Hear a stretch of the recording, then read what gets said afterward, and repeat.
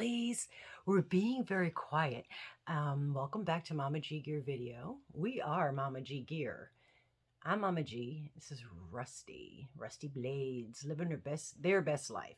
Anyway, don't forget to subscribe and all that stuff if you like us. If you don't, sorry. Anyway, let's see if we can wake up Rusty. I bet you're wondering why I'm over here sleeping. Because today, we're going to talk about some sleep tips.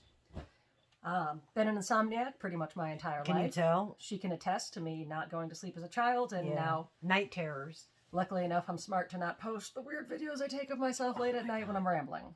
Yeah, So we're going to talk about some sleep tips if you have trouble sleeping or just looking to get a more restful night of sleep. There's the obvious things with like stopping caffeine at a certain time of the day and all those types of things. But I want to talk about actual little tips, like if you have trouble sleeping, do you spend time sitting in your bed doing your crafts and things? The more awake during time, the day? Yes, during the day. The more time you spend awake in your room of sleep, on your bed of sleep, you have now taken that away from being where you sleep. Absolutely. I barely go in my bedroom, nevertheless, like sit on my bed throughout the day. If I go into my room and I lay on my bed, my brain is like, oh, this is where we sleep. So let's get to sleep. Another little trick is when you are laying down, if you're having a hard time falling asleep, obviously there's things like wonderful like skull clap and valerian root, sleepy time teas and things that can help aid. But I like to do the disappearing body trick, where when you're laying down, you envision your body, and then you envision your feet, and then you let them slowly disappear, and then your shins, and then your knees, and you keep working up your body, slowly letting it disappear and relax. And most of the time, by the time you get towards your head, your body is calm enough to fall asleep. That's like meditation. There's also been times that I've just sat there and tensed my body up a little bit, just so that when I stopped, I was able to relax better. That's part, yeah. Little things like that will really help aid sleep. Not watching screens right before bed. I don't follow that one. We sleep with the TV on. I'm from a city. The silent country we live in is a little bit weird to sleep in. It's so quiet here. Especially if one of the dogs that keeps switching spots in the middle is like, oh, hey, you're all sleeping. This looks like a great time. Different day. To lick. Different dog. Everything. Uh-oh. And she's technical difficulties. Yeah. And we're back. We're back. I don't have too terribly much on sleeping other than I think spending your waking times is a huge one because your brain wires things together. So if they fire... What, wires together? Fire. If it fires together enough, it wires together. Yes.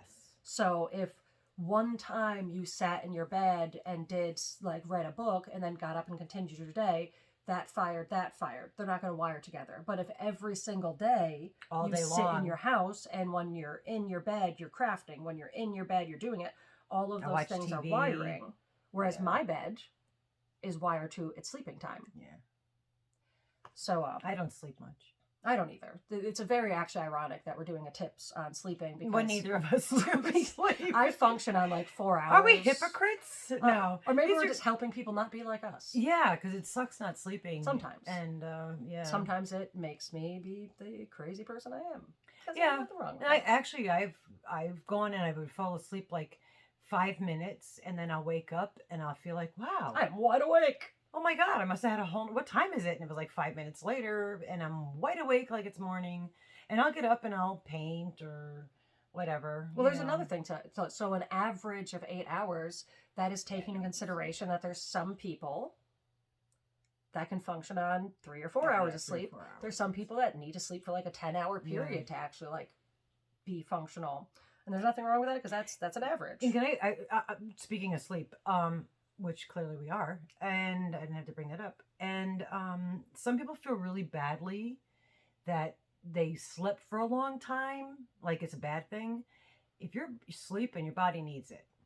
Your body's telling you what to do, because if you don't need to sleep, you're not going to be sleeping. And because somebody I know watches these at work, just because you get up at 3 o'clock in the morning or 4 o'clock in the morning, to be at work at 6, to get stuff done at 6 a.m. doesn't make you cool. Doesn't make you special. Doesn't make you a better person. Because a lot of those people, and not pointing any fingers or saying any names, but he lives at my house. I've been up since 4. Well, yeah, then you took a nap at 10 till 12. Then you laid down later in the day with your 20-minuters that last 2 hours. And then if you were to average the waking hours of, why am I going on this rant? I was just about to pull up literally. The Sorry. But you do bring up a good point in the concept that a lot of people seem to equate success with waking up laziness. Early. And laziness with waking up later. Yes, some people are successful that wake up early, and yes, some people are more lazy that sleep in. Yeah. But then you also need to consider people that have night shifts. If somebody's working until 10, 11, 12, 1, 2 in the morning, they come home, let's just say you get home at 5. You have all your wind down time. If someone comes home at midnight and needs that hour to eat and that hour to do this, there's nothing wrong with their schedule being shifted to where they sleep till 10, 11, 12, 1 in the morning. Whatever. Yeah. Because that's just their cycle.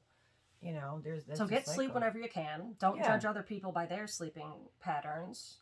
Yeah, I mean, if you are excessively sleeping and not getting anything done, then maybe you need to maybe call a doctor or something to see because why. Because if your body's that lethargic, there's likely something wrong or something your body might be missing. You might be having depression. We're not medical professionals. No, but we're mental. We're mental professionals. And we don't suffer from insanity. I can mentally call some of my friends, so technically I guess I am a mental professional. Yeah, we are mental professionals. We're professionally mental. And loving every second. Is that it? I think so. We're professionally mental. We need to get some rest and wake up with a new day and some new ideas here. I'm just going to hold his face.